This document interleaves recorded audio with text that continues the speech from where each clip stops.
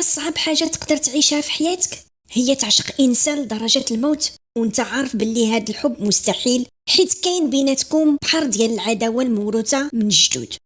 هذه قصة عبلة والبشير، عشق استثنائي ونظرات صامتة شعلات العافية وسط حرب العائلات. بدا بلا كلام ولا سلام ولا موعد، وسالب الجحيم وغدر وبوليس في مكناس. زيروا معنا الصمتة وحبسوا الأنفاس، حيت هاد الليلة غتسمعوا أقوى قصة حب مستحيلة. الحكاية كتبدا في دوار آمود اللي موجود بين جبال الأطلس الكبير. هاد الدوار اللي واخا الطبيعة فيه جميلة والخضورية كتشد العين وتفرح القلب، كانت فيه واحد الغمة كحلة ساكنة بين الديور وكتمشي بين الناس. غمة سميتها الخصومة القديمة، بين عائلة الحاج مالك وعائلة الحاج بوعزة، عداوة قديمة وجدرها غارق في الأرض. بدات شحال هادي على قبل الحدود ديال الأراضي والمجاري ديال الماء اللي كتسقي الفلاحة. واخا هاد الأسباب اللي كتشعل هاد الخصومة ما بقاتش دابا، إلا أن كل جيل كيسلم المشعل ديال الكره للجيل اللي بعدو، حتى ولا الصغير والكبير في الدوار عارف باللي هاد جوج عائلات مستحيل يتلاقاو في مكان واحد ولا يتجمعوا على طبلة وحدة. وسط هاد العافية الشاعلة والكره المورود نبتات زهرة الحب الاستثنائي بين عبلة والبشير. عبلة ما كانش أي بنت في الدوار، كانت هي النوارة والابنة الوحيدة ديال الحاج مالك، يعني بنت داك الرجل الغني والعنيد اللي شد جهة من الحرب اللي في الدوار. عبلة بالإضافة أنها الوريثة الوحيدة عند باها، فهي بنت جميلة كبرت على الحشمة والوقار وحب الخير، محبوبة عند كاع الناس كاملين. أما البشير فهو الولد الكبير والدرع اليمن ديال الحاج بوعزة، يعني ولد العدو ديال عائلة عبلة. البشير هاد الشاب السمر معروف بالشهامة والكلمة في الدوار كامل، راجل قد بشغلو في الفلاحة والكسيبة، ولكن قلبو طاح في الفخ ديال العشق المستحيل.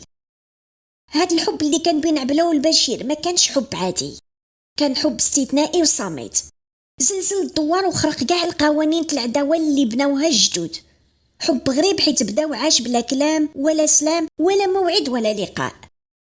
النهار الاول اللي شاف فيه البشير عبلة كان نهار كبير في حياته وما عمره نساه. كانت عبلة واقفه حدا السقايه ديال الماء في العشيه ديال الصيف، حانيه راسهم مجمعه مع صحاباتها من بنات الدوار، وكانت مره كتضحك، وهذيك الضحكه بالذات هي اللي زادت من جمالها وخلات البشير يجمد في بلاصتو بين الشجر. ما قدرش يحيد عينيه عليها. عبلة حسات بشي حد كيشوف فيها، هزات عينيها تلاقات نظرة بنظرة، وفي ديك اللحظة سكنوا في قلوب بعضياتهم. خرجت منها واحد الابتسامة خفيفة، دغيا خبتها وهزات لسانها على فمها ودارت إشارة لصحابتها ومشاو في حالهم. جرى البشير وسول عليها في الدوار، ولكن الصدمة الكبيرة هي فاش لقاها بنت الحاج مالك العدو ديال باه الحاج بوعزة. حس بالضيق والهم في قلبه وعرف باللي مستحيل هاد الزواج يتم. الحب كان أقوى من قاع دوك الخلافات اللي بيناتهم. عاش البشير ديك الليلة عذاب حقيقي، عذاب الشوق اللي حابس العقل، وفكر باللي هاد الموضوع لازم ينتهي في الحين. في الصباح جمع الشجاعة ديالو ودخل للصالون، جلس حدا باه وحنا راسو وقال لي بصوت كيرجف بالخوف: شوف الوليد، أنا بغيت نكمل ديني، بغيتك تمشي معايا نخطب البنت اللي اختارها قلبي على سنة الله ورسوله. الحاج بوعزة ابتسم وقال ليه بالفرحة: الله يسخليك يا ولدي، لكن شكون هاد البنت اللي فاس بقلبك؟ بلع البشير ريقو وحس بالدنيا غتوقف وقال ليه بشوية: عبلة بنت الحاج مالك. في ديك اللحظة قفز الحاج بوعزة من بلاصتو وقال ليه بالغوات: اشنو؟ بنت داك الشلاهبي ديال مالك؟ واش بغيتي تدلني وسط القبيلة يا البشير؟ نمشي لعندو باش يجري عليا؟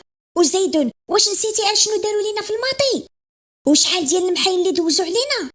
انا كنحضرك ما تنطقش سميتها في هاد الدار، وإلا رجعتي مازال لهاد الموضوع غادي نتبرى منك. ايوا شطبها من راسك. خرج الحاج بوعزة غضبان وخلى البشير كيتشوى بالفقصه، ودازت ليله اخرى على البشير بحال عام. كان كيفكر في عبلة واش غادي تقبلو كزوج واش حتى هي كتبغي. في الغد ليه في العشيه مشى كيجري جهه السقايه الماء، وقف وتخبى ورا شجر كيتسنى يتلاقاها مع صحاباتها تاني ويشوف واش حتى هي كتبادلو نفس المشاعر ولا لا. ولكن عبلة ما جاتش. داز داك النهار تبعو النهار الثاني والثالث، وداز اسبوع كامل وعبلة ما بان ليها اثار، ما بقاتش كتخرج من عتبة الدار. هنا البشير تخلع بصح وبدا كيدور في الدوار بحال الحمق.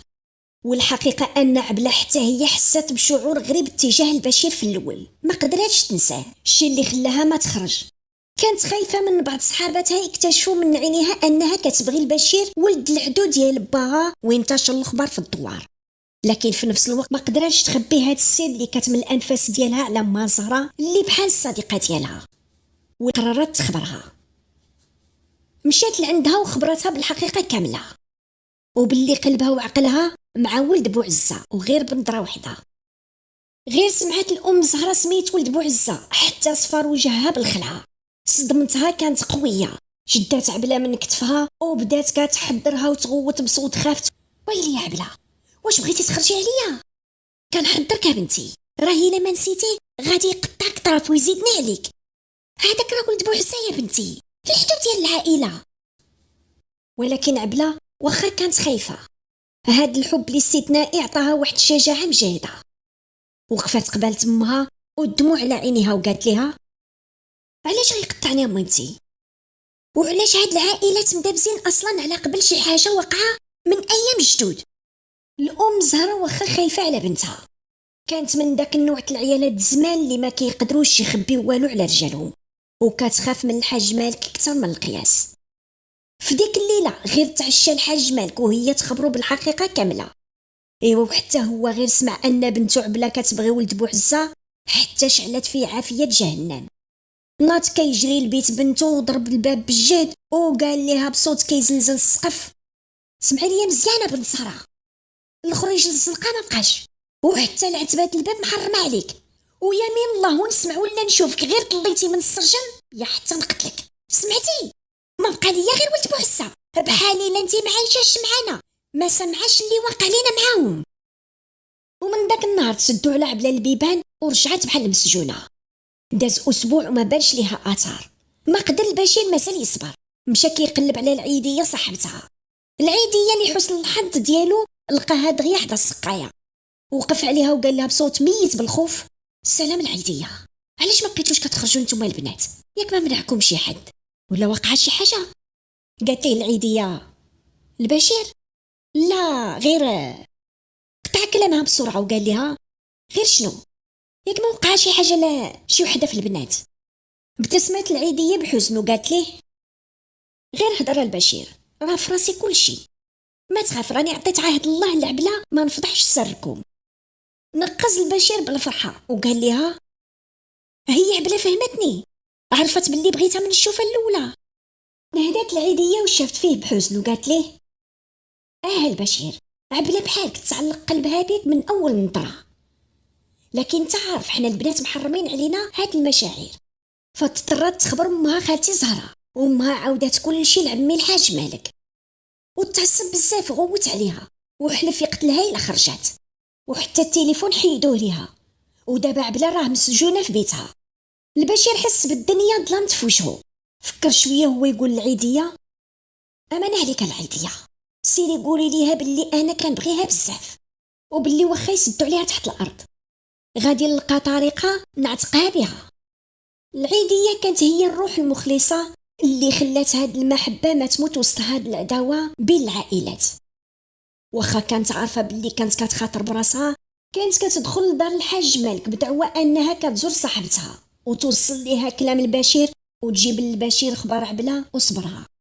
البشير وعبلة عمرهم تلاقاو لقاء حقيقي مطول من بعد ديك النظره الاولى اللي شعلت القلوب واللي معروف بالحب من اول نظره. لكن هاد الحب كان قوي وصامد بحال الجبل بفضل هاد الصديقه المخلصه. والصراحه في هاد الزمان محال واش مازال كاينين العيالات والرجال اللي كيشبهوا العيديه، اللي مستعدين يضحيو براسهم على قبل حب غيرهم بلا طمع وبلا مقابل. في نفس الوقت في الصالون الكبير كان جالس الحاج مالك، والهم والحيره كانوا باينين وراسمين خطوط غارقه على وجهه. قبلته كان جالس خوه الياسغي، راجل عينيه صغار وكيدوروا بحال الثعلب. نهاد الحاج مالك وقال ليه: شوف اخويا الياسغي، عبلة مطيره مني النعاس، خايف يكون الدوار كله كيهضر عليها هي وداك ولد بوعزة البشير. قالت لينا تلاقاتو جهة السقاية. شكون داها لتما اللي كيجلسوا فيه العيالات في العشيه؟ ايوا انا من حتى تخرج، لكن خايف تغفلني وتهرب لعندو. الياس غير حط الكاس ديال لاتاي وضغط على يد خوه وقال ليه والطمع في عينيه: يا خويا الستر هو كل شيء. البنت الا بقات هكا بلا زواج غادي تجيب لينا كلام العيب اللي غادي يدفن راسنا قدام القبيله، وانا خوك ولازم عليا نعاونك. ولدي حمادي راه راجل مستور، خدام كباس في مكناس، هز راسو وعنده ما يكفي. نزوجوهم الا بغيتي ونتهناو من صداع الراس، وخلي داك ولد بوعزة يموت ويتحرق بنارو هو وباه. الحاج مالك كان حاني راسو كيشوف في الارض، فكر باللي واخا الياس غي طمع في الخير اللي عنده، الا ان هاد الزواج غيكون هو المخرج. غادي يستل البنت ويقطع الهضره ديال الناس ويبعدها على ولد العدو ديالو.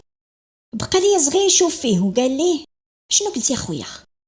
تلفت لعندو الحاج مالك ورد عليه: عندك الحق الياس غي، على بركه الله، غير يجي حمادي من مكناس نكتبوا الصداق ونجمعوهم، انا بغيت غير نستر بنتي قبل ما نموت. فرح ليا صغير بزاف وبانت على وجهه واحد الابتسامه خبيتها. هو ما كيهمو لا عبله ولا ستر، كيهمو غير الثروه ديال خوه الحاج مالك اللي غتولي كلها بين يدين ولدو حمادي. وصل حمادي من مكناس بعد ما عيط عليه باه وطلب منه يجي لامر مهم. حمادي شاب في اواخر العشرينات، فاش دخل لدارهم لقى باه جالس بوحدو في الصالون كيتسناه، سلم عليه وجلس حداه. بعد الحديث على الطريق الطويله قال ليه باه ليا صغي: حمادي يا ولدي، عمك الحاج مالك بغانا نجمعوا الشمل ديال العائله، قررنا ان شاء الله نزوجوكم انت وعبله. طاح الكاس ديال الماء من يدين حمادي، شاف باه وقال ليه بجد: اشنو عبله؟ واش كتفلاو عليا؟ انا ماشي مرا باش تزوجوني اللي بغيتو، انا راه راجل نتزوج اللي بغيت، وديك عبله ما بغيتهاش ما كنحملهاش. وقف ليا صغير وضرب الطبله بيديه وقال ليه: اسكت يا هاد المسخوط، الا عصيتي امري لا انت ولدي ولا انا باك، وغادي نتبرى منك الى يوم الدين. رد عليه حمادي: ولكن انا عواطف هي البنت اللي كنبغي واللي تفاهمت معاها على الزواج. نقز ليا صغير بالخلعه ورد عليه: شكون هاد عواطف؟ بنت المدينه اللي ما كنعرفوا اصلها ولا فصلها، بنت حماك عبله اولا، سمعتي؟ حمادي شاف باللي با حطو بين نارين، يا اما ياخد عبله ويتنازل على عواطف، يا اما يخسر باه وعائلته والورث. راسو غادي ينفجر، حس بالحقره. حمادي ما بقاش حامل يجلس في الدار، مشى نيشان عند صحابو القدام باش يخرجوا يسهروا في الفيلاج وينسى هاد الغمه ديال الزواج. سهر حمادي مع صحابو حتى الجوج ونص ديال الليل، حاول يضحك وينشط لكن قلبو كان مفقوس على عواطف اللي خاف تضيع منه. ودا صحابو رجع للدوار، وفي نفس الوقت كان البشير حتى هو كيمشي في الطريق حزين على عبله. وجا تكمل عليه الخبر اللي جابته العيديه باللي حمادي وصل من مكناس باش يكتب الصداق عليها. البشير كان كيمشي وعقلو كيدي ويجيب حتى تلاقى مع حمادي في وسط الطريق. البشير قرب منه وقال ليه بصوت رزين وثقيل: على السلامه حمادي، عاش من شافك، واخا الزياره ديالك هاد المره جابت معاها الهم لينا كاملين. حمادي وقف وشاف البشير وقال ليه بصوت ناشف: الله يسلمك البشير، انا براسي راني ميت بالهم. با وعمي الحاج مالك حطوني قدام الامر الواقع وبغاو يزوجوني عبله بزز مني، وانا ما عارف علاش طاحت عليهم هاد الفكره دابا بالضبط. عبله بحال اختي وعقلي وقلبي انا مع بنت اخرى في مكناس سميتها عواطف، هي اللي بغيت. كون عرفت واش هاد الزواج المنحوس علاش عيط عليا با كون كاع ما جيت. فرح البشير وقرب من حمادي كتر وحط يديه على كتفه وقرر يخبرو بالحقيقه اللي خباوها عليه، وقال ليه: مادام قلتي هاد الكلام حمادي وتكلمتي بالرجوله خاصك تعرف الحقيقه كامله اللي خباها عليك باك الياسغي. انا وعبله بيناتنا حب كبير من اول نظره، ما تكلمنا ما تلاقينا، وبسبب الخصومه ديال العائلات ديالنا حكموا علينا بالفراق. عبله راها مسجونه هادي اسبوع في بيتها، باها حلف يقتلها الا خرجات. من بعد تفكير كبير من باك وعمك فكروا يزوجوها لك باش يقطعوا علينا الطريق.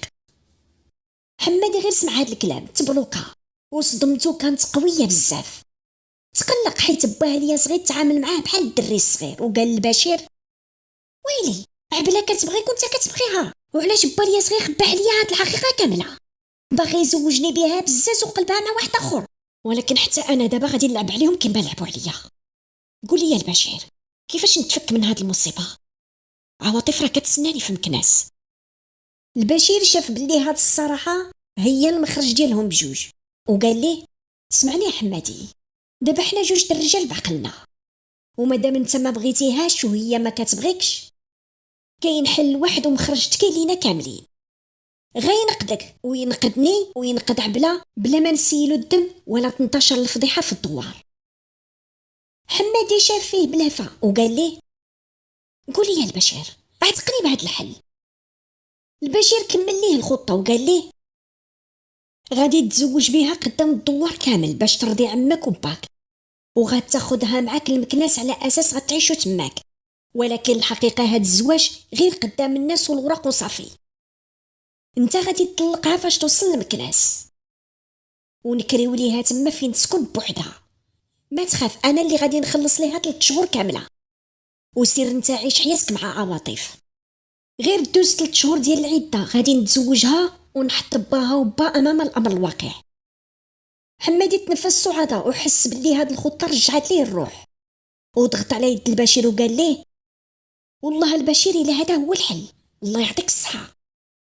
البشير شاف فيه وقال ليه اسمعني مزيان حمادي، عبله امانه في عنقك، كتعرفني مزيان وكتعرف شنو نقدر ندير الا قصتيها ولا غدرتي بيا، وعدني انك غتعاملها بحال اختك. ضرب ليه حمادي على كتفه وقال ليه كون هاني البشير، الرجال كتموت على كلامها، انا باغي غير عواطف ديالي، اما عبله فهي اختي. تعنقوا بجوج بحراره وصديك الطريق، وكل واحد فيهم مشى في حاله مرتاح. داز الايام بسرعه وجا نهار العرس الكبير في الدوار. الحيدوس كان كيتسمع من البعيد، ولكن قلب البشير كان كيتعصر بالخدايد وهو كيشوف الخيمات العرس مشعوله من بعيد، وكل دقه ديال الطبل كانت بحال دقه في قلبه. في البيت ديال العروسه كانت عبله حسينه بزاف، واخا ان البشير صيفط ليها العيديه وشرح ليها الخطه، الا ان قلبها ما كانش مرتاح، ما كانش متفقه على هاد الخطه، حيت حمادي بحال باه ليا صغير يقدر يغدر بهم. دخل حمادي للبيت اللي جالسه فيه العروسه مع العيالات، كان لابس الجلابه والبلغه، والناس كتصلي وتسلم على النبي. تلفت لعند عبله، وفي ديك اللحظه وقعت الصدمه اللي ما كانتش في الحسبان. حمادي تبلوكا، لسانو تقال، وعينيه بقاو مسمرين فيها. من نهار كبرات عمرو شاف وجهها، كانت دائما بالحيك واللتام، والصوره ديالها في الصغر هي اللي كانت في عقلو. لكن دابا فاش كبرات زيانت وزيد عليها اللباس ديال العرس، بانت ليه وحده اخرى، جمال نساها في عواطف وفي مكناس وفي الاتفاق اللي دار مع البشير في ذاك الليل. مشى حمادي وجلس حداها وقال لها في ودنيها بصوت خافت تبارك الله عليك يا بنت عمي، ما كنتش عارف باللي هاد الزين كامل مخبي عندنا في العائله. من نبرة صوتو حسات عبلا باللي هاد الكائن عوال على الغدر، وهي تقول ليه بشويه عيب عليك يا حمادي، تفكر العهد اللي عطيتي للبشير. حمادي ابتسم ابتسامه غريبه وقال لها واخا صافي غير سمحي ليا. داس ديك الليله وفي الصباح ركبوا الطوموبيل وزادوا جهه مدينه مكناس كيف اتفقوا، لكن ما مشاوش للشقه اللي كرا البشير. حمادي دا عبله للشقه ديالو. عبله دخلت وجلست في الصالون وهي عيانه وقالت لحمادي الله يجازيك بالخير يا ولد عمي، عمري نسى لك هاد الخير انا والبشير. حمادي قرب منها وقال لها بجد البشير عمرك تنطقي باسم هاد البنادم قدامي، وعمرك تفكري فيه، انا دابا راه راجلك قدام الله وقدام الناس كاملين. وقفت عبله بالخلعه وقالت ليه لا يا حمادي، هادي ماشي تيركا ولد عمي، انت ما غاديش تغدر بينا ياك، انت غير كتضحك معايا، انت مازال على داك الاتفاق اللي درتي معانا. رد عليها تاني بواحد السم، سمعيني مزيان، الاتفاق اللي درت مع داك ولد بوعزه درتو على عبله الصغيره الهبيله المشعككه، اما هادي اللي حدايا فما كاين لا اتفاق ولا سيدي بوسيت. ايوا حتى نكون هبيل ونسمح في هاد الزين كامل ونعطيه للعدو ديالنا، انت بنت عمي وانا اولى بيك. تصدمت عبله وقالت ليه بالغوات انت كذاب، انا ما بغيتكش، انا كنبغي البشير. حمادي تعصب من هاد الهضره، هز يديه وضرب عبله لوجهها حتى طاحت على الارض وقال لها هاد البشير غادي تنساه بالخاطر ولا بساس منك. نعلمك هو ما عارف فين كتسكني، حيت انا جبتك لداري ماشي للشقه اللي اتفقت عليها انا وداك المكلخ. ومن داك النهار تحولت حياة عبلة للجحيم. حمادي ولا يسد عليها الباب بالسوارت ويخرج للخدمة، وفاش كيرجعوا ترفد تجلس معاه كينزل عليها بالضرب. رجعت عبلة بحال السجينة في معتقل مظلم. حمادي منين شاف باللي الضرب ما جابش نتيجة مع عبلة مشى كيجري لعند عواطف، غير شافته طارت بالفرحة، طلب منها الزواج وافقات بلا ما تردد. وفي ظرف ايام قليلة وبلا ما يسق حد الخبار دار حمادي العقد مع عواطف بعد ما زور الوراق باللي مزوج بعبلة. سكن مع عواطف في الدار ديالها وبقى عايش بين جوج ديور، عايش مع عواطف الضحك والنشاط وكيتحول للوحش فاش كيمشي لعند عبلة. في الدوار كان البشير غادي يتسطح حيت حمادي غدر به، وتاني حيت هو السبب، هو اللي حط هاد الخطة، هو اللي ما دار بكلام عبلة اللي حضراتو منه. داز كتر من شهر وما كاين خبر عليهم. التليفون ديال عبلة ديما طافي وديال حمادي ديما مشغول، باين باللي بلوكان مرتو. حتى جات واحد الليله مع 3 ديال الصباح، البشير كان جالس بيتو وفجأة شعل الضو ديال التليفون ديالو، جاه ميساج في الواتساب. فتحو ولقى رسالة جاية من النمرة ديال حمادي مكتوب فيها بالزربة كيعذبني كل نهار، أنا مسجونة في مكناس، عتقني. البشير غير قرا الكلمات تشل ليه العقل، عرفها عبلة، استغلت الوقت اللي غفل فيه حمادي على التليفون وصيفطات ليه هاد لي صيغاتا اللي كتقطع القلب. البشير بدا يدور في بيته بحال السبع المجروح، فكر في شي حل لكن ما جاتو حتى فكرة. الحل الوحيد هو يعاود الحقيقة كلها لباه الحاج بوعزة، لازم يعتق البنت واخا فيها قطع الراس. تسنى حتى الصباح ودخل على باه وحكى ليه على الاتفاق السوري اللي دارو مع حمادي باش يطلقها من بعد ما يديها المكناس، وبان عبلة كانت رافضه الا انه هو اللي قنعها. وحكى لي على الغدر ديال حمادي وعلى الميساج الواتساب والتعنيف والسجن اللي عايشه فيه عبلة دابا في مكناس. الحاج بوحزة تعصب وبدا يغوت ويجتاب، وهددو باللي الا وقعت شي حاجه لعبلة غيكون هو المسؤول قدام المخزن لانه هو مول الفكره. خرج الحاج بوعزة وخلى البشير جالس وراسو بين يديه وغرق في الحزن وعذاب الضمير. 10 دقائق وهو على هاد الحال حتى دخل بوه تاني الحاج بوعزة لابس جلابات الصوف بيضاء وداير البلغه في رجليه وعيني فيهم واحد النخوه والشهامه ديال الرجال ديال زمان. وقال لولدو البشير نوض نمشيو نشوفوا شنو غنديروا باش نعتقوا البنت من داك الظلم، واخا باها عدوي انا قديك بعيد من ديك العائله لكن راسك قاصح، حلفتي تخليني ندق على بابو. ايوا ها حنا غنمشيو دابا لعندو وغنشوفوا كيفاش غادي يستقبلنا. نوضو بجوج كيجريو، غير وصلوا بداو يدقوا بجهد على الباب.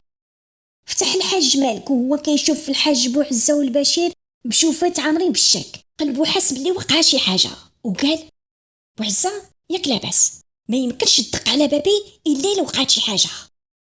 شاف فيه الحاج بوعزة وقرب منه وقال ليه عندي كلام مهم وما يلك نقولوا لك قدام الباب. دخلوا للصالون وجلس البشير وبدا يحكي للحاج مالك الحقيقه كامله والاتفاق، ومن بعد وراه الرساله اللي صيفطات بنته اللي كتقول فيها باللي حمادي كيعذبها وسد عليها الباب. الحاج مالك غير سمع هاد الهضره طار ليه العقل، وقف بدا يغوت على البشير ويخبط في الطوابل حتى برد وجلس. وقال ليه الحاج بوعزة فهادي عندك الحق، وانا خليتك تسب وتعاير في ولدي ويسهل، حتى انا راني نقيت ليه ودنو قبل ما نجي لهنا، لكن وفر كلامك وخلينا نلقاو حل هاد المشكله وبلا ما تخوت وبلا ما دير صداع.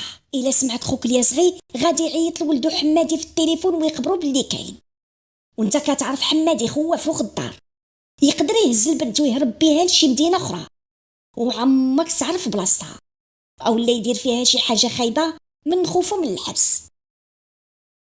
نزل الحاج مالك راسو الارض وقال الحاج بوعزة عندك الحق، اشنو غنديروا دابا؟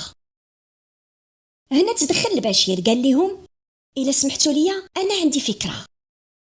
غادي تمشي نتا عمي قبل الدور عند خوك يا صغي بوجه ضحك، وغتقول ليه باللي حلمتي بنتك هاد الليله وتوحشتيها بزاف وبغيتي تمشي تزورها في مكناس، وقول له من الاحسن تكون هاد الزياره مفاجاه للعرسان الجداد باش تفرحهم، وغادي تطلب منه يمشي معاك، وهكا ما غادي يشك في والو وغادي يديك حتى العنوان ديال الشقه بلا ما يحس. الحاج مالك عجبته الخطه ونفذها حرفيا، مثل عليه دور الاب اللي توحش بنته. اليازغي بطبعه الطماع وافق بلا ما يتردد. غير صلاو الظهر عمر الحاج مالك الكفر ديال الطوموبيل ديالو بالخير ديال البلاد وشدوا الطريق، وفي نفس الوقت البشير ما قدر يصبر، خرج للفيلاج بطوموبيل تباه وبدا يتسنى مورا واحد الشجره حتى داز طوموبيل الحاج مالك قدامه وتبعها بلا خبرهم. وعند المغرب وصلوا كاملين العنوان فين ساكن حمادي. طلع الحاج مالك وخوه في الدروج، اما البشير فبقى في طوموبيلته كيتسنى الوقت المناسب. دق اليازغي الباب ولكن ما جاوبو حد، عاود دق الباب بالجهد وهو يحل حمادي. تصدم، ما كان كيتسنى هاد المفاجأة. دفعوا الحاج مالك وبدا يعيط على بنته عبلة. اليازغي ما فهم والو، بقى واقف، اما حمادي رجع لبس صباطو وخرج كيجري، هز موطورو اللي كان تحت الدروج ديال العمارة وخرج بسرعة. شافوا البشير وتبعوه غير بشوية، باغي يشوف فين هارب. الحاج مالك دخل البيت لقى بنته جالسة في واحد القنت، يديها منفوخة وحزمها بواحد الفولار وكلها زرقاء بالعصا، من عينيها حتى اللحمة. كانت كتشوف فيه لكن خايفة. عبلة ما عقلاش على باها، قال ليها الحاج مالك اللي مصدوم من الحالة ديالها: أنا باك عبلة بنتي، أنا باك. غير زاد قرب لعندها بدات تغوت وتكمش في القنت ديال البيت. كانت حالتها أسوأ من الناس اللي عايشين في الحرب. داك المجرم حمادي خلاها كلها دمايات. تخلع الحاج مالك من الحالة ديال بنته، بدا يبكي ويغوت ويتحلف على حمادي. تلفت لعند خوه اليازغي وعينيه خارجين وقال ليه: شتي داك المسخوط ديال ولدك اش دار لبنتي؟ تكرفص عليها وعذبها الحرايمي. اليازغي تبلوكا ورجع اللور وهو كيرجف، ما فهم والو من هاد الفيلم ورد على خوه: والله اخويا ما فراسي والو، حمادي قال لي كلشي بخير. البشير تبع حمادي حتى دخل لواحد الدار، نزل من الطوموبيل ومشى لعند واحد مول الحانوت وسولو عليه، وهاد مول الحانوت عطاه التفاصيل كلها. قال له باللي حمادي مزوج وعنده مراته الله يعمرها دار سميتها عواطف. تصدم البشير، رجع اللور، جبد تليفونه واتصل بالحاج مالك وخبروا باللي هو تبعهم حيت قلبه ما مرتاح، وباللي كان واقف تحت الشقة فاش خرج حمادي بالموطور وتبعو حتى دخل لواحد الدار. وفاش سول مول الحانوت خبروا باللي مزوج مرا سميتها عواطف، وبلا شك زور الوراق وراه دابا عندها. بدا الحاج مالك يعاير ويسب، قطع كلامه البشير وسولو على عبلة. جاوبوا الحاج مالك باللي داك المجرم عذبها مزيان وبانها ما عقلاش عليه. حس البشير بواحد الغصه كبيره كانت غادي تطرطق ليه قلبه، قطع المكالمه ومشى كيجري يشوفها. فاش كان الحاج مالك كيهضر مع البشير وكيقول ليه باللي غادي يدخل داك المجرم ديال حمادي يتعفن في الحبس، سمعوا اليازغي وجرى للصالون وبدا يصوني لولدو حمادي باش يحرضو يهرب لمدينه اخرى. لكن الصونيت ديال اليازغي مسكين سمعت في البيت فاش جلس الحاج مالك مع بنته، حيت حمادي نسى التليفون ديالو فاش هرب. فهم الحاج مالك وقال ليه: اليازغي المفروض تكون مع الحق وتبقى فيك هاد البنت اللي عذبها ولدك حتى خرج ليها العقل. انا كنت متردد نبلغ البوليس، لكن دابا غادي نتصل بهم باش ياخذوا لي حق بنتي. بعد 10 دقائق جاو البوليس وعينوا التعذيب اللي مارس حمادي على عبلة واتصلوا بالاسعاف اللي داتها للمستشفى. واحد ربع ساعه وصل البشير بحال المجنون للمستشفى، مشى كيجري لعند عبلة وهي غايبه على الوعي ومكرفصه. بقى كيبكي على وجهه الصدمه وهو كيشوف هذيك الحاله اللي وصلت ليها نورت قلبه بسببه وسبب الخطه ديالو. بدا يجري مورا الشاريو وهما جارينها بسرعه المستعجلات، وجهها ويديها منفوخين، لحمها زرق بالعصا ولباسها مقطع وكله دمايات بحال الا تعرضت لقصيده مع الرموك. وقال لها هو كيبكي بحرقه: سمحي لي يا عبلة، سمحي لي انا السبب في هذا الشيء كله، انا اللي وثقت في داك الغدار وانا اللي قنعتك بهذا الزواج المنحوس، سمحي لي يا عمري. لكن عبلة ما جاوباتوش، دخلت في غيبوبة بالشوكة اللي دقوا ليها. أما الحاج مالك واخا كان مصدوم وميت حتى هو بالبكا على بنته الوحيدة. تحركات فيه النخوة والشهامة ديال الأب فاش شاف ولد العدو ديالو حن على بنته. مشى بخطوات ثقيلة وشد البشير من كتفه وبدا يمسح ليه على ظهره وهو كيبكي بحرقة وقال ليه: الذنب ماشي ديالك بوحدك ولدي في هاد الكارثة، حنا كاملين ظلمنا هاد البنت. تلفت الحاج مالك جهة خوه صغي اللي واقف وراهم حشمان وحاني راسو الارض من الفضيحه ديال ولدو حماتي، وكمل كلامه وقال: الذنب ديالي انا الاول، انا اللي عمتني الخصومه وبغيت نحميها منك ومن عائلتك. ساعه رميتها بيديا في حضن داك المجرم اللي دمرها. الذنب ديال عائلتي وعائلتك اللي شادين في عداوه قديمه ديال هادي 100 عام على والو. مسح دموعك على البشير ولدي، عبله راه ديالك من هاد الدقيقه. وانا اليوم غادي نمشي للكوميساريه ونرغم داك المجرم يرمي عليها اليمين ديال الطلاق، وبعدها غادي نرد الامور لبلاصتها كيما بغى الله تكون. كنتمنى غير تشاف عليا بنتي. مشاو البوليس للدار اللي يدخل ليها حماتي بعد ما عطاهم البشير العنوان. طلعوا دقوا الباب بالجهد. فتحت الباب عواطف بنت رقيقه وباين عليها الحياة. عواطف تخلعت وقالت لهم: شكون نتوما؟ دخلوا البوليس ولقاو حمادي جالس في الصالون وقدامه الحلوه ديال لاكريم والعصير. غير شافهم عرف باللي هادوك البوليس. رجع وجهه صفر وقال ليه الضابط: تبارك الله على الصاصع، مزوج وحده باش يتريني في وجهها والثانيه باش يحتفل بالانتصار ديالو. عواطف تلفتت لعند حمادي وعينيها عامرين بالصدمه والدموع وقالت ليه: حمادي اش هاد الهضره؟ واش انت مزواج؟ حمادي حضر راسو ما جاوبهاش.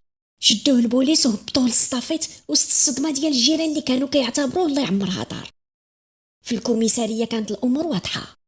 عواطف عطات الشهاده ديالها بالتفاصيل ورفعت دعوه الطلاق بسبب الخداع والتزوير، والمحامي ديال عبله تقدم بشهاده طبيه وتثبيت حاله الاحتجاز والتعنيف. حمادي ولا كيبكي ويطلب، عارف باللي هاد التهم غادخلو الحبس لسنوات طويله، لكن الحاج مالك حلف ما يسمح ليه. خرجت عبله من السبيطار بعد 40 يوم والابتسامه رجعت لوجهها واخا المحنه كانت قويه. فاش كملت العده ديال الطلاق مشى الحاج بوعزه وولدو البشير لدار الحاج مالك ودقوا الباب طالبين ضيف الله. الحاج مالك فتح الباب بوجه ضاحك هاد المره وعنق الحاج بوعزه بحراره قدام كاع الناس ديال الدوار.